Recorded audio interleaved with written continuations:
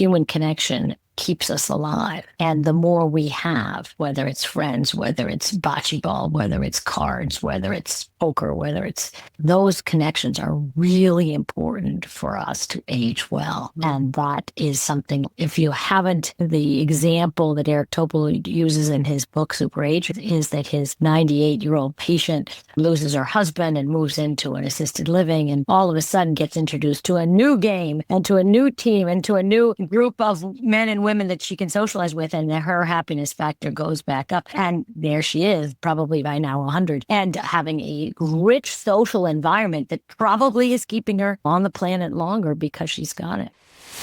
All right. Well, it's a real pleasure to have Dr. Lizellen LaFollette on the show today. Welcome. Thank you. It's happy to be here. It's really lovely.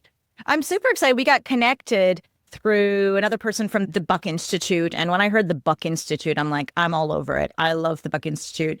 And it's a wonderful place where you do research and we talk about aging and gerontology and longevity. You're just right up my alley. And not only you like that as well, but you're an OB-GYN and you're practicing. You're not only looking at research, but I love it when you have clinical practice as well. And you've been doing this for over 3 decades. Exactly. I've been doing it. I'm getting good now. Think of that, right? Yeah. You've seen a lot. So I'm a lot. curious, to know what shifts have you seen in women and how women are treated during perimenopause and menopause? Well, it's been a fabulous transition. And I think it's so interesting because it's not quite the generation under me, but people that are probably now in their 50s that are finally hitting menopause are taking sort of the road of why is this information been so bad for so long and why aren't we being helped?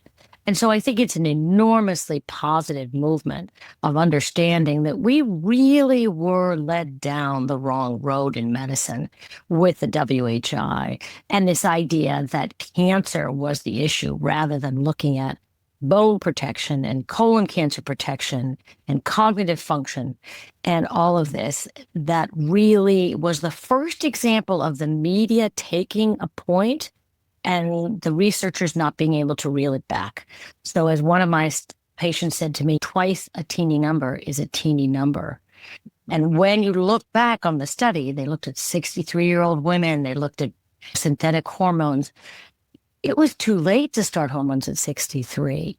And even in that instance, they had fewer cases of breast cancer that never met statistical significance.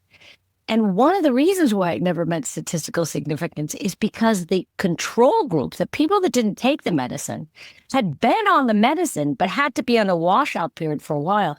And their incidence turned out to be even lower than what we would have assumed. So you have this double sort of confounding variables that happened with the control group on the one hand and with the older women on the other.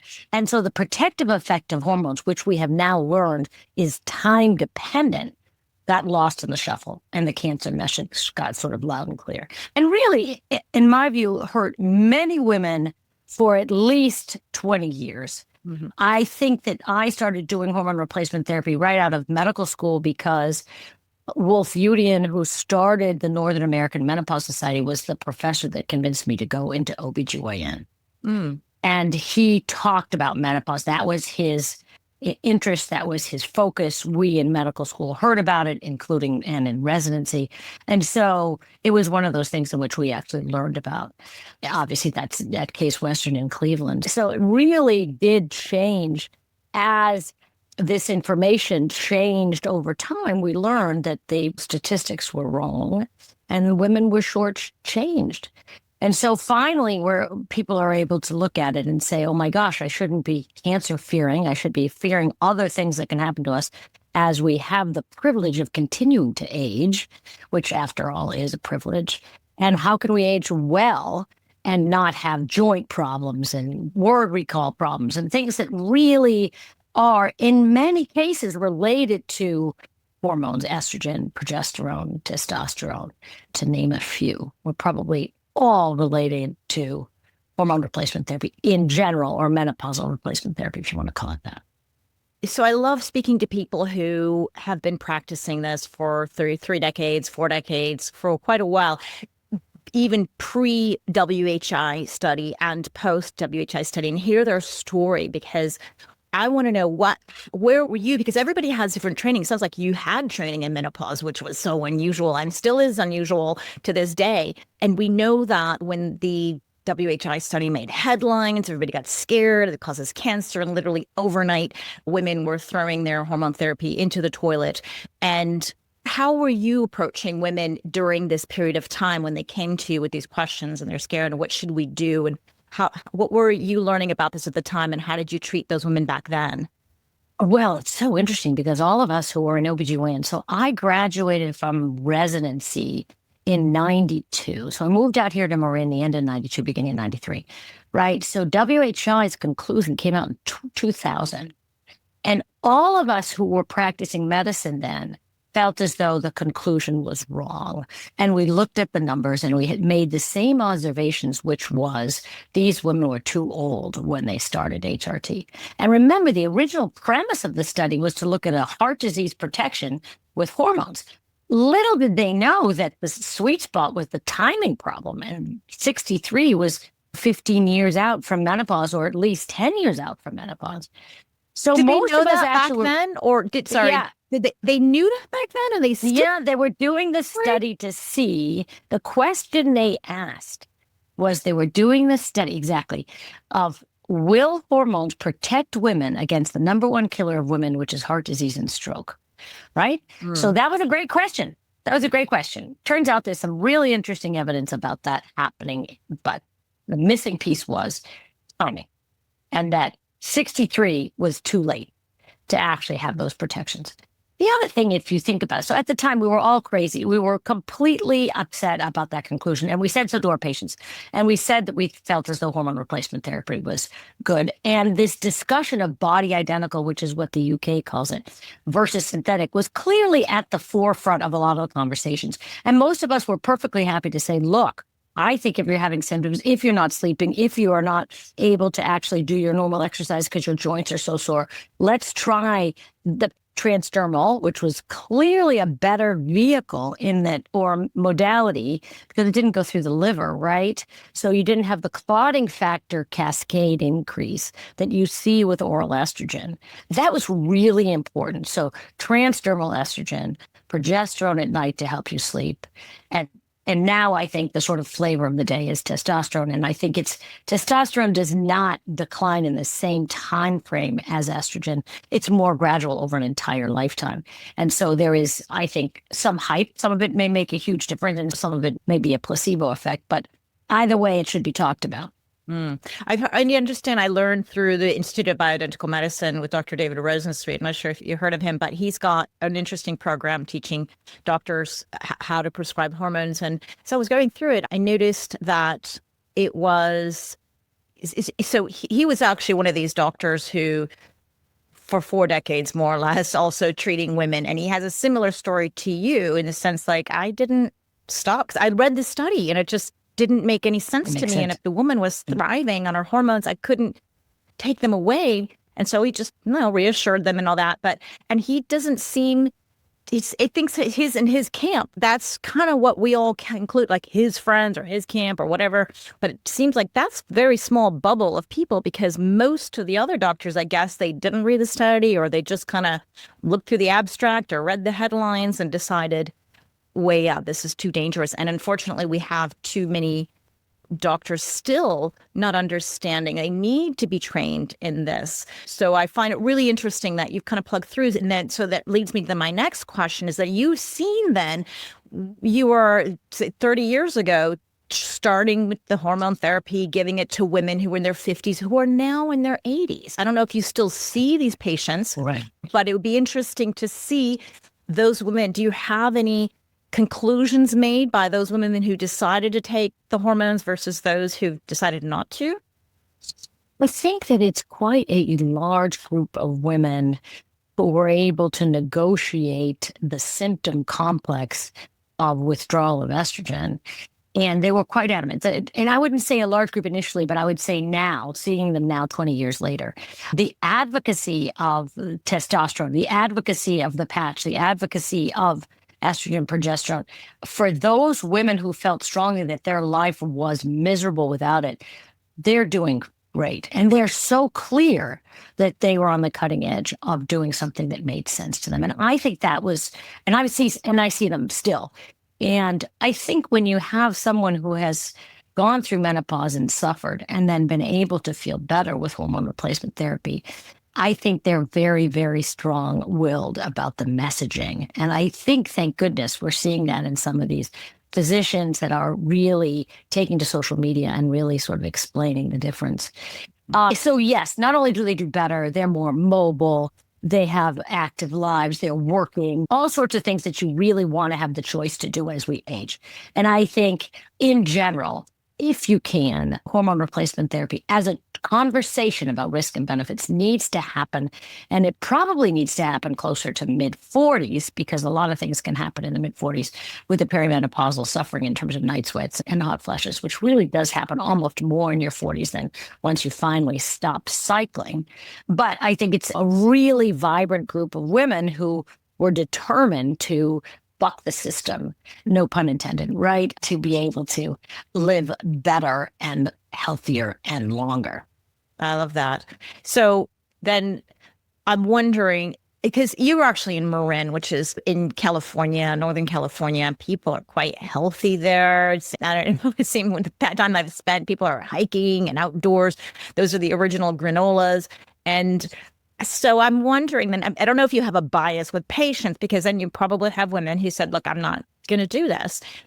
And are they still thriving because they're healthy, have other practices? Or do you think that, oof, yeah, maybe she would have been a little bit better? I'm talking about the women who are in their 70s, maybe in 80s, have you've seen over their time. And you do see a difference, but I'm kind of trying to tease out, like, we always talk about you can't out hormone a bad lifestyle. And as much as I love hormones and I'm always talking about it, and I think it's just, we all need to understand all our options.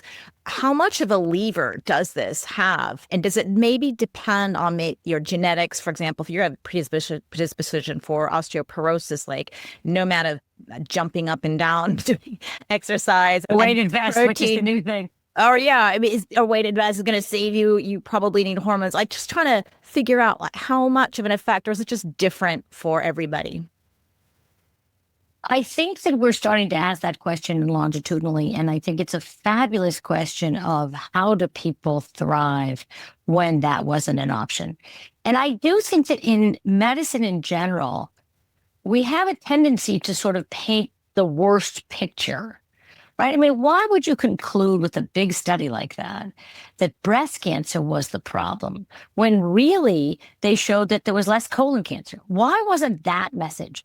And is this the beginning of what social media does, which is takes a negative message and amplifies it? Could we just have a few positive messages?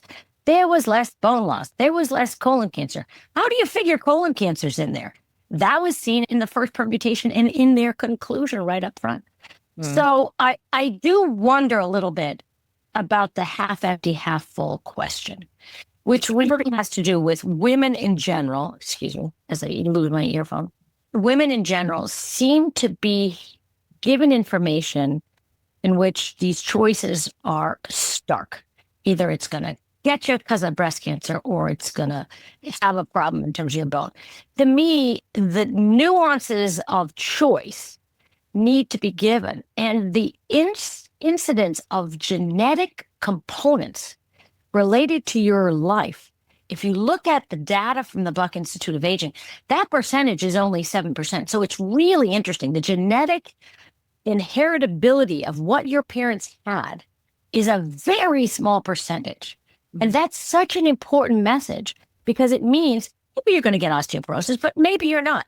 Maybe, you're not going to have the same full life as your parents because, you broke your leg or something related to bone density. But maybe it doesn't have anything to do with that. So this idea of the environment, the exposure in your life compared to your parents' exposure, and the small, very small flavoring of genetics needs to be weighed better, so we can understand that we as women and men have active roles in our longevity, survival, and health span, and we need to take them. And some of those are simple: exercise. Some of those are Simple. What really is your personalized risk of cancer? Now, we should be able to now in this time with AI have genetic information to be able to say, Zora, it turns out your risk is actually at bone loss. You really don't have much cancer risk. Wouldn't that be nice to know that? I'm starting to read Eric Topol's Super Agers. And the thing about that book, which is so fantastic, is that it literally looks at all the studies about where these conclusions were made. It's very dense. But one of the questions he says is there should be a way to get a small portion of our genetics to understand where's the future of our risk and then weigh it against what we're doing. Wouldn't that be nice? So this idea, yesterday I was hearing this NPR article about weighted vests, this big thing about weighted vests. Is that going to help your bone? Let's review. Your bone is laid down as a teenager. Okay, what the heck were you doing as a teenager that made your bone at 50 be bad? And how do you think you're going to fix it? Because I don't think it's a weighted vest. On the other hand, knock yourself out, you're outdoors. It probably doesn't hurt anybody, although be careful of your neck and back and all the rest of it. But we're trying to fix a problem that didn't get identified well in adolescence. And now we're saying, okay, we can try to fix it. Now, in fairness, I don't think we have anywhere near the right drugs to help women with bone problems. I really don't. I mean, how can we have football players go back to playing on the field, breaking a femur, for crying out loud? We're not talking a wrist. We're not talking about vertebral compression. And we can't figure out a medicine that doesn't give us better bone back. I mean, come on, but we're the pharmaceutical industry on that. Yeah. And exactly, there's so many parts to women's health that get lost when you're talking about HRT. It's always the breasts. Why are we so focused on the breast? Shouldn't we be worried about cardiovascular disease, which is the number one killer of both men and women? What about our brains? What about our pelvic floor? What about UTIs? There's just so much that gets lost. People, oh no, I don't want to do that because of breast cancer or something, which is absolutely wrong. But I think women have to be taken care of as a whole. And you mentioned the Buck Institute of Aging, and that just reminds me, I do want to ask you a question because you've worked with the Buck Institute on ovarian aging research. So why does the health of our ovaries matter so much for how we age as women? Well, first of all, I have to tell you that as women, we outlive men already in the vicinity of 5 years. All right. So in fairness, even if we didn't understand the ovary, we're doing something right because we're spending at least a good portion, probably somewhere between a third to 50% of our lives postmenopausal. All right. So how do the ovaries give us an insight into aging? Well, it turns out that the ovary is the only organ that actually ages with the human surviving, if you think about it, right? So ovarian function, interestingly enough, as a ovulatory cycle function stops. Now, ovarian hormones and components that make a difference in terms of women's lives continues. It's just not enough to be able to generate a cycle. So I always tell people it's like removing your ovaries is a big deal, even if you are 50, 60, 70, because your ovarian function continues and contributes to your health span. So the insight at the Buck related to ovarian aging, and whether it's with Northwestern University,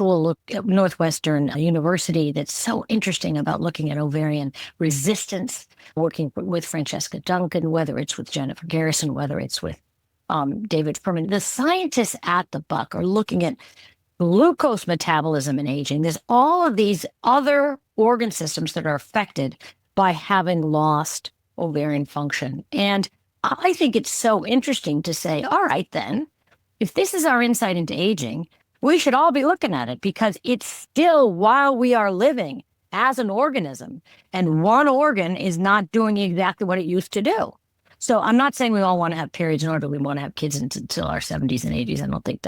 I think that's short-fifth about what we understand in terms of ovarian function. But I do think it's a great insight into understanding aging within the human as they continue to exist. I mean, there's nothing else like that, right? If you look at all the other decline that happens over time in 70s, 80s, 90s, 100s, right? That happens gradually and sort of consistently. And then you have the ovary that sort of falls off at 50. And it's a really interesting opportunity to have a lens into what happens in aging within a living human, and how can we influence or understand aging as a whole for the human population with the insights that we get from the ovary. So if you think of it that way, it's literally the key to opening the lock of aging, and therefore should be front and center in terms of funding, in terms of research, in terms of everything, because it is within living humans. That's different than the other organ systems. This is super interesting because when we think about ovaries, we go, well, that's reproduction. And if you are in your 50s and considering a hysterectomy, the doctor says, well, you don't need those ovaries anymore. You're not having any more babies. We can just take them out. And so we're led to believe that after menopause, or pretty much they die. They're gone. They're not making estrogen anymore. They're not making our hormones that we need anymore. But what you're saying is no, that's not true. Even though they don't have the ovarian function in terms of reproduction, it's doing something else. And so I want to know, what is that something else? Why would we need to keep our ovaries, and why would we want to keep them healthy as we age into our 60s, 70s, 80s? There's really interesting data to suggest. I was trained in the 90s. So we were really told that as a group, as OB-GYNs, that at menopause, you should have a conversation about removing the ovaries or decreasing the tremendously horrible ovarian cancer risk, despite the fact that you had to take out 250,000 ovaries to prevent one ovarian cancer case. So those numbers never made sense, right? I mean, you're like, wait a minute, did you just say 250,000 ovaries to actually get one ovarian cancer? And it may have been 250 to 1, but it was a number that was so striking that I'm like, I think most women would take those odds. Now, of course, the people that have had ovarian cancer, I mean, the 5-year survival is not high, and it's a horrible disease. But that's on the other side. Why aren't we figuring out markers for this disease that's so devastating in women? So it really is an interesting perspective of this idea that we at the time understood what the ovaries do after they are no longer producing eggs to ovulate and to reproduce. And there's a lot that's happening there. There still is ovarian function. There still is hormone function. There still is a active organ that just is changed and pivoted. And is there elements that we can see that it becomes stiffer? And that's what the Northwestern researchers, Francesca Duncan, are looking at. And so is it uniformly stiffer? Is it just stiffer in certain areas? And what does that mean? Is that stiffness, can we change that stiffness if we have a mouse model and take an older ovary and we transplant a little young ovary on top to there? Do the functions of that mouse change again in terms of their bone and their mobility and their interest? And the answer is it does. So there clearly is some responsiveness to triggers that'll allow the ovary to not function in terms of cycling, but function in other ways. So we're just starting to understand it. And it's such an interesting field because it's really, for many researchers, an insight into all organ systems, because the ovary then influences your glucose metabolism, and then it influences your gut microbiome, and then it influences your neurologic function and synaptic connections in the brain. And that becomes such an important message. So there's so many connections, obviously all within our bodies, that we're just starting to understand and really give us an opportunity to understand aging through the lens of the ovary, as it is continued to be alive in women's bodies as we age. I understand that it makes sense to me to prolong the life of our ovaries, or to try to be as healthy as we can, to perhaps delay menopause. I mean, it's going to happen, but it seems as though if we are making more estrogen, if estrogen really is such a great hormone, and we're proving this, that with the loss of them, this is all that happens. Right. So it makes Right. sense to go, okay, we'll replenish it and let's get hormones on board. But if we had our own ovaries continue, at least as long as we can, to produce those hormones, like there's more natural than our own hormones. Then this next best is bioidentical. But it makes sense to me. And it seems as though the body thinks it's still reproducing or still in a healthy state, not only with the ovaries, but let's say muscle or brain, or you keep it active. Well, the body gets the signal like, oh, we're not ready to die here. We're still going. I might as well keep functioning. So, I mean, is there research showing that keeping the life of our ovaries or extending or delaying menopause in any ways that we can is actually helping us live longer and better?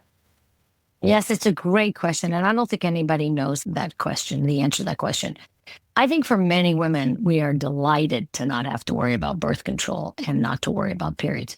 So I think there's a sweet spot here that may, in fact, be such an interesting question. How do we get to hormone replacement therapy anyway? It was one of those examples in which we are sub-physiologically replacing hormones that are lost in menopause. Okay, so sub-physiologic, so under what your body used to make. And so when people make the argument about breast cancer being sensitive and to estrogen because it has a receptor, I always tell them that receptor is all over your body. Your estrogen's receptor are in your gut, they're in your head, they're in your skin, they're in your heart, and that confers a prognostic positivity in terms of the way it will act because it has a receptor that actually looks like the regular breast tissue. And so one of the things that's so important to understand is that what's the sweet spot? In other words, we know full bore cycle and ovarian function is great, but sub-physiologic, are we really just barely touching? What doses should we be on to actually prolong all the vitality of the things that we want?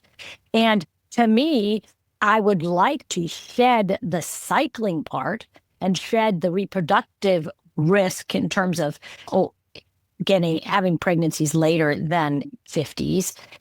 I think that it's more important to sort of understand, okay, so what are we doing?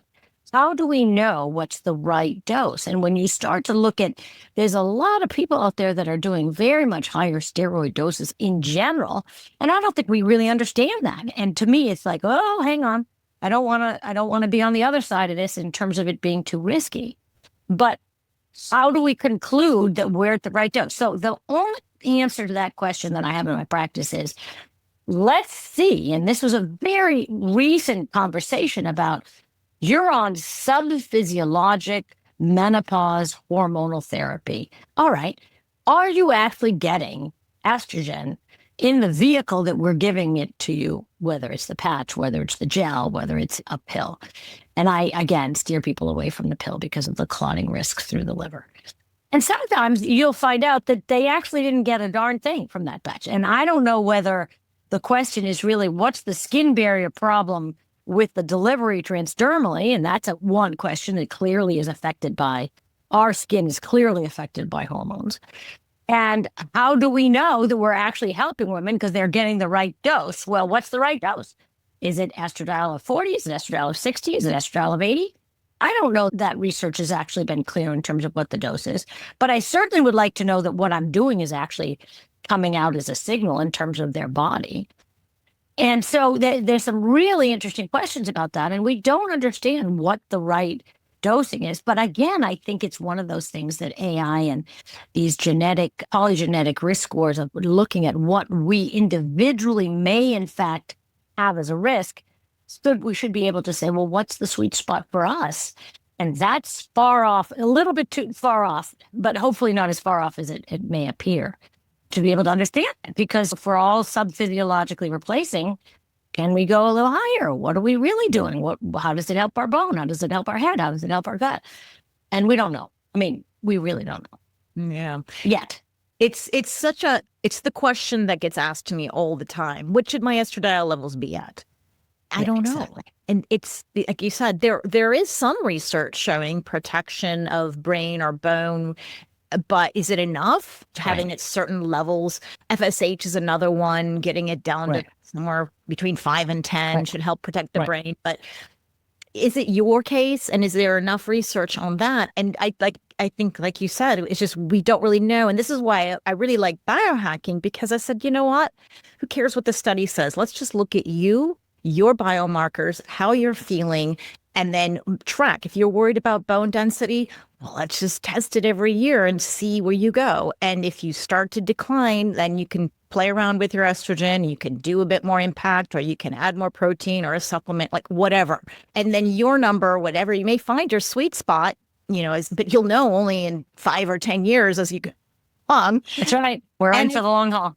Yeah, and it may not be the same one as your girlfriend's. Right. And your girlfriend's not worried about bone. She's worried about her heart. So that's right. This is where we need personalized medicine. But that sweet spot, I think, is like you said, it's just all we can do right now is if we don't have the research. And again, even if you did, maybe you don't need that much, or you need little, or you need more than somebody else. We still go back to the personalization of things, no matter what, even if we did conclude what's the best, right? We don't really know. And I always tell women in this age right now, we're all excited about it, and we're learning about hormone therapy, and we have tons of questions. And should I or should I not? And I honestly just say, just get informed, talk to your doctor, informed decision making. But we're in the Wild West here. I don't know. We have to make a decision, especially if you're in this window of opportunity, then we got to decide. Not deciding is also a decision. So it's going to be a risk whether you decide to take it or you don't decide to take it.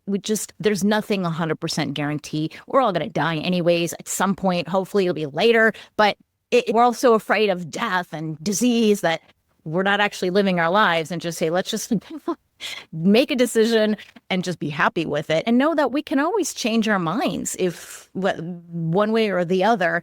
It's just that we feel that this window of opportunity for women who are at this age are really feel pressured to do something. So I don't know how you talk your patients through this, but it'd be interesting to know if you get someone in their 50s or late 40s going, should I or shouldn't I? How do you talk about that? Well, it's a great question, because I think one of the real important things is understanding what happens to women as we age in terms of risk, right? So 330,000 women died of heart disease or stroke in 2023, right? 47,000 died of breast cancer. So we are a 7-to-1 risk of heart disease and stroke. And I think one of the things that's so important is for us to understand those numbers. And for women, if you ask women, what do women die of? Everybody says breast cancer, and that's not right. So first we have to do is we have to educate women to the real numbers. And one of the things that's so interesting is somebody has a heart attack or a stroke, you don't hear about it. But if somebody has breast cancer, you hear about it. So again, this messaging, weighted messaging, is out of proportion with the incidence, and that's part of the education. But when I talk to women, I spend a half an hour with women in my office, and I have them list the symptoms of what they're having in terms of how they're experiencing their menopause or perimenopause. And then before I actually talk about the risks and benefits, I then say to them, what bothers you the most that you would like to get rid of? Because that's really the question. It's not what I can do for you. It's what you can do for yourself. And what are the things that really are affecting your life? If your teenagers are driving you crazy and you feel like you have a shorter fuse, first of all, that might be indicated. And secondly, maybe you need a little buffer. Maybe hormones would actually help you sort of go, all right, fine, I've asked them to pick up their room for the 10th time and it's still not happening. Maybe I need to let that go. So I think that those are questions that are very individual. And then you roll out the choices of, okay, here's the risk for this, this, this, this. So you start to talk to the basic scientists, like at the Buck, like Lisa Mosconi, who's doing neurobiology research. There is an upregulation of receptors in the head, right, in the brain, as the hormones decrease. So what does that tell you? To me, it says the brain is looking for any molecule of estrogen that's in your circulation, and it sure as heck wants it up here. We know from years ago that if you look at the dendritic connection, so the cell connections of a neuron in an environment of estrogen, looks like the Swiss train system compared to a country road without it. So that richness in the petri dish and in the upregulation of the receptors may, and this is the question, connect to how we can prevent neurologic function decrease over time. And if we can, then that's a whole nother risk benefit in in terms of hormone replacement therapy, menopause replacement therapy. Then the next is the gut. Okay, the gut has as many neurons almost as the head. Those are clearly talking to each other. How do those things interact with the incidence or with menopause replacement therapy? And then you go by organ system and you go by the risk benefits. So it's quite a lengthy discussion about the pros and cons. And there are people that have been so concerned because every single person in their family had breast cancer that they're never going to touch it. And I understand that. But as you age and get older than all of the people in your family that got breast cancer, at one point you got to wonder, maybe that's not my dice in life. Maybe that's not the cards I was dealt. Maybe my breast cancer risk turns out to be substantially less than what I was told by the geneticists and by all of the people that said, look at all the people that got breast cancer in your family.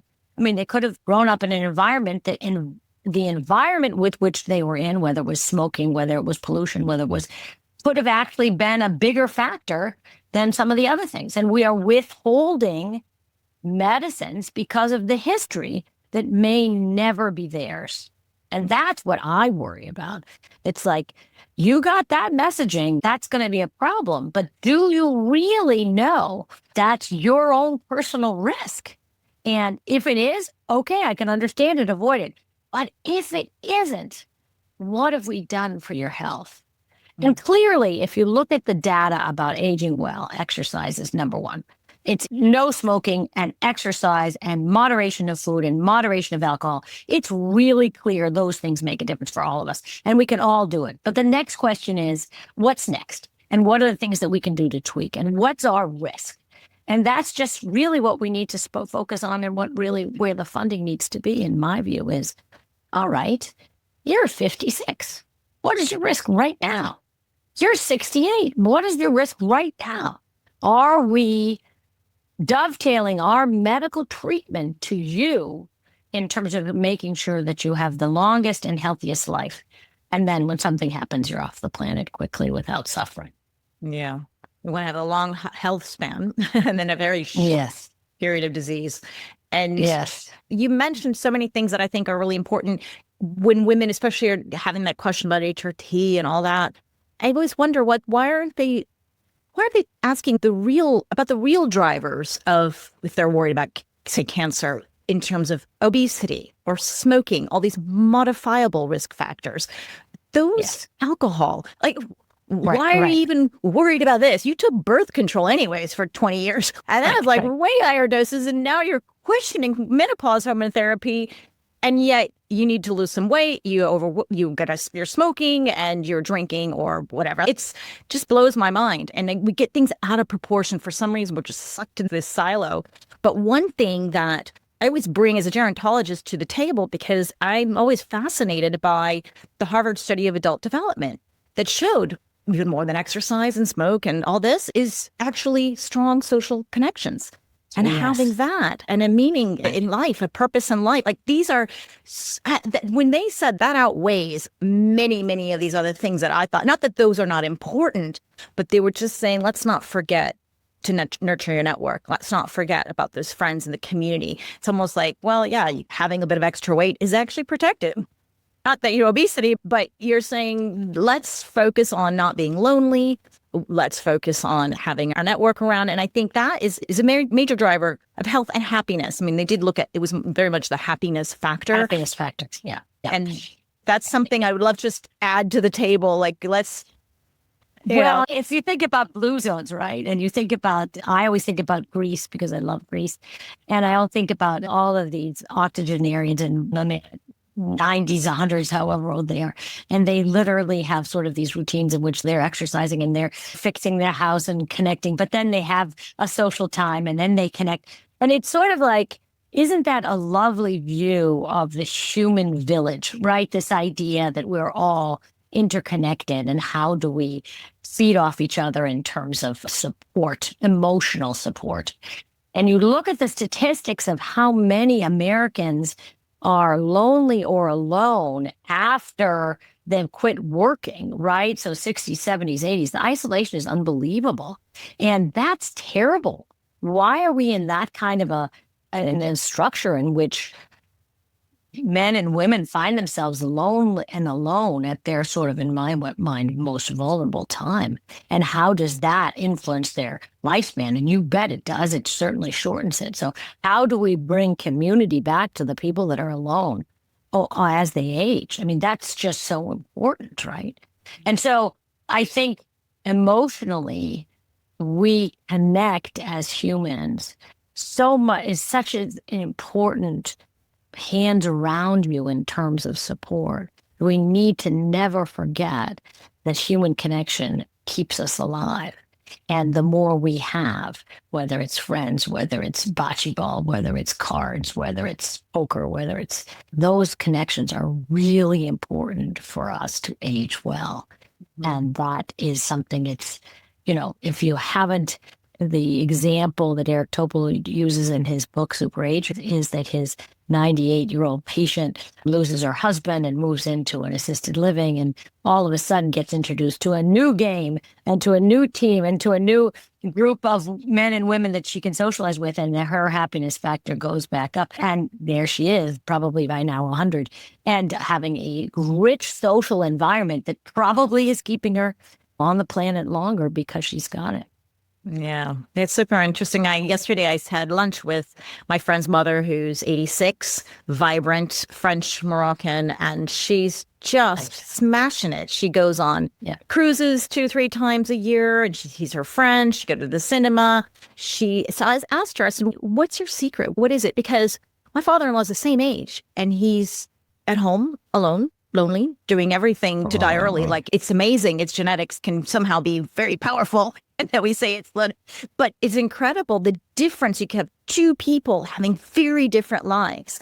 And so she was saying, I don't always want to go out. Yeah, sometimes I feel tired or I have a pain, and my girlfriend calls me and says, "Let's go to the cinema." And your first reaction, so I got to do my makeup, because she does her makeup, she gets dressed, she really takes care of herself. And she said, "You know what? I just do it anyways, because I know when I go out, I'm going to be so happy." And it's so easy to fall into that spiral and sit home and watch TV and let my hair all over the place and not take care of myself. And so I thought that was a wonderful bit of wisdom. And she sees the power of community and friendships.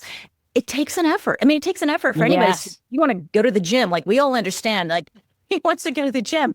It's hard, but it's kind of the same thing. You got to force yourself sometimes. And she's just living her best life with her grandkids and children. And it's amazing to see. But I always feel like it's two people I saw on the same day living very different lives with exactly the same chronological age, but their biological age is absolutely different. And you think about what you talked about in terms of the effort that it takes to leave the house, right? And you think about the sedentary lifestyle that most Americans have, especially after they come back from work, right? There needs to be another level of effort that gets you to go for a walk before you sit down and have a meal, that you actually recognize that once you get home, you plot yourself down on the couch, and that's probably not helping anybody. But the other thing has to do with the family and the friends that can influence and can impact your life in terms of saying, let's go out. It's the kids, it's the grandkids, it's the girlfriends, it's the social network that continues to sort of be vibrant around her, that is helping her propel herself into doing things that clearly are a lot harder to do than actually sitting at home. Mm-hmm. But, sitting at home, what's that for a life, right? What does that do in terms of making you happy? And does that really help your waistline? And does that actually help your cognitive function? And all right, what books are you reading? What other things can you talk about? What are you seeing on social media, which may not be actually something that anybody wants to see anymore because of the negative, in my mind, continued negative messaging. But what's happening around you that you can discuss and talk about and contribute to and sort of give your perspective, because you've been on the planet more decades than many people. Mm-hmm. And so I think that idea of the effort that it takes to continue to live well is part of our community outreach to those of us who are older or those of us whose parents are older to say, no, let's get up. Let's get out to the courtyard. Let's go for a walk. Let's go out to dinner. Let's go to the cinema. So this idea that we, as the younger generation of people who are aging, need to make sure they aren't isolated and make sure that we actually remember that, oh, you know what? It may take them a little longer to get into the car and go to the cinema, but it's worth it for all of us. Mm-hmm. Absolutely. And we always want to, it's a two-sided street, I think, kind of like what you mentioned. You have to make the effort, but we also need to be able to integrate older adults into the fabric of society and not shove them in a corner. And I feel like in Europe, they are more part of the fabric of society. I don't know if it's because, I don't know, people tend to use cars less, or the villages are smaller, or people walk more, or it's just you see older adults, especially in Spain. It's summertime. At midnight, you see 5-year-olds and you see 95-year-olds walking around the city. It's midnight and they're having dinner, and you're like, shouldn't you be in bed? No, they're living their lives. And they're kind of breaking all those rules that we learn is don't eat 3 hours before bed and wake up and fall asleep. They're not doing any of that. Is it their social connection? Is it something else? I don't know. But there's certainly, Spanish people are at the top of the list of with the people who are living the longest lives. So yeah, we have to understand that, maybe there's something else there, and it's not purely genetics, right? Yes. And I think one of the things that you just mentioned in terms of Europe versus the United States, I mean, the thing that's great about Europe is everybody's pretty close to each other, right? The problem with the United States is we have so much land in between each other. Just think about some of the houses, the distances in terms of the Midwest, and certainly Kansas and all these fabulous farm areas that really are very isolated in terms of geographical distance. Which means, therefore, you need a car, which means you therefore have to drive, which means you need to be safe with a vehicle. Now, all of that stuff limits the ability of people to relate and to connect. Mm-hmm. But I think our job also is to understand that all these generations actually help each other, and that this focus on youth and this focus on vibrance that has to be in a certain age bracket, whether you look a certain way, whether you're actually to speak a certain way, whether you're able to ambulate a certain way, whether you're able to exercise, whether you're able to lift weights, all this stuff. It's sort of like age is a positivity. The alternative is not great. Why don't we welcome it, and why don't we embrace it better in this society, especially in what I call American non-European society? Let us understand that you have the privilege of meeting people that have been living on the planet through a lot of political change that we may not be thrilled about right now, and can give us some insight about. It may not be as bad as it seems. It may get better, and let's hope so. And that connection should be celebrated, and the aging population should be viewed as a wisdom piece that we're missing. And that really is something that will contribute to all of us, and all of us understanding how to live well and longer. And somehow this focus on youth, particularly in the States, misses the whole piece of what else people can bring to the table. Yeah. Yeah. Well, we'll see how things evolve and change, and hopefully for the better, because the population is aging. And I always say, people in your younger years, if you're not paying attention, if you are dismissing, or be careful with some of the comments you make or the things that you do, because you may be discriminating against your future self. And you're going to get there if you're lucky. And if you don't plant seeds now and change things now, I don't know if your future self will benefit or not, but so it's good to start now. Right, exactly. So we only have a few minutes left, but gosh, there's still so many questions I want to ask you. But let's talk about research. And you alluded a little bit to this before, and I'd like to hear the actual answer. Is that if you could direct funding and resources into one area of menopause research, where would you put it and why? So I think that's a great question. And if you start to look at the discrepancy of funding in terms of women's health, despite us being 50% of the population, we're not 50% of the funding. And I think it's so interesting because I can't quite understand why many of the people that are in a position to give money to research don't understand that they wouldn't be on the planet without their moms, and therefore kind of important to fund 50% of the population, because guess what? They wouldn't be where they are without them. But I think that we need to harness artificial intelligence and machine learning to statistics that have been looked at. And unfortunately, in research, a lot of the statistics were looked at in both male mice and in men, and not in reproductive women or menopausal women, and re-look at what do we really know in aging research when both men and women are brought to the table. And so I think funding should be on all fronts. I mean, start with the easy ones. Start with cardiovascular disease. How does the heart change with women differently than men? Why do women get atrial fibrillation more commonly than men when they are menopausal and over 60? What's that mechanism? Is that a hormonal based one? Because clearly it's happened to women more than men. What about osteoporosis and understanding the difference between the spine and the hip? What about cognitive decline and how many women are taking care of their elderly parents and dealing with their teenagers? And how can we help that sandwich generation get better support for their elderly parents? So I think funding could just start at the disease processes that we know get most of us, which is heart disease and stroke.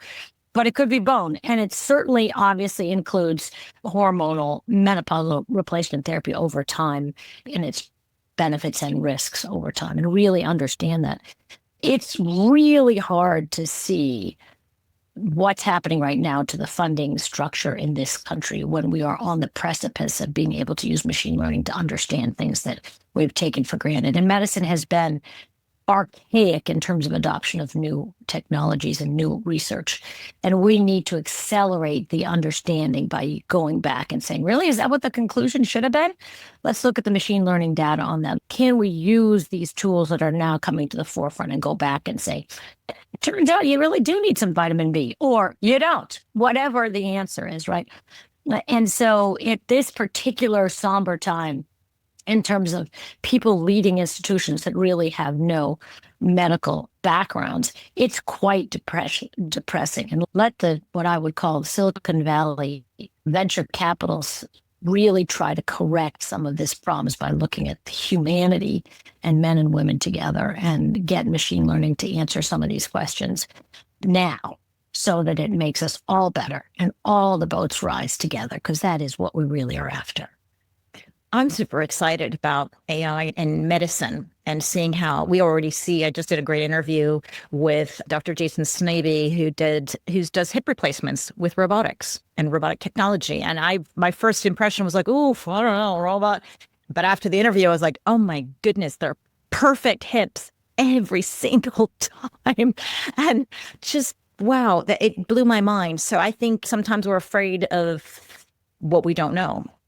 But I have good hope. I'm excited about machine learning and AI and medicine, and see how, like you said, can it filter through so much information that we have and make certain conclusions. And then the personalization of it all too is super exciting. But I'm going to have to let you go. So if you could give women in their 40s and 50s one piece of advice to prepare for a stronger, healthier post-menopausal life, what would it be? Educate yourself. Come prepared to your doctor's office with questions. Question what the common line is versus what some of the research that you're doing in terms of what you read. And if the provider isn't listening, find another provider. Make sure you are participant in your health, both with your providers as well with your community, and make sure you are heard. Great advice. I'm going to leave in the show notes how to find you. You've got a website, drlafollette.com, and your Instagram is the same thing, Dr. LaFollette. I am so grateful for your time. If people want to work with you, you have a clinic, right? So yes, I do. I see patients every day of the week. Well, trying not to do every day of the week, but most every day. You bet. Come to San Francisco. in Marin County in San Francisco. And do you take patients outside of California, or they must be in California? Oh, no. I do. Luckily, with the pandemic, telehealth has made a big difference. But there are we have to be careful about rules about prescribing. I can make advice and give some recommendations, but somebody locally has to prescribe it unless they're obviously in California. Wonderful. But, well, next time I'm in California, I'm going to pop by and see you. I hope so. Okay, and we'll go to the so delighted. together. That's right. So much more to talk about, Zora. Let's do it again. I appreciate it so much. And it's always great to be able to talk to somebody who's living well and healthily as we age gracefully. And I'm glad you're in Spain, because Spain certainly is welcoming on all ages. And that's a very wonderful thing to see. Oh, thank you so much. And I will see you for sure again. And thank you, everyone who's reached it to the end of the podcast. I value you. I'm so glad you spent your time with us. And I will see you next time.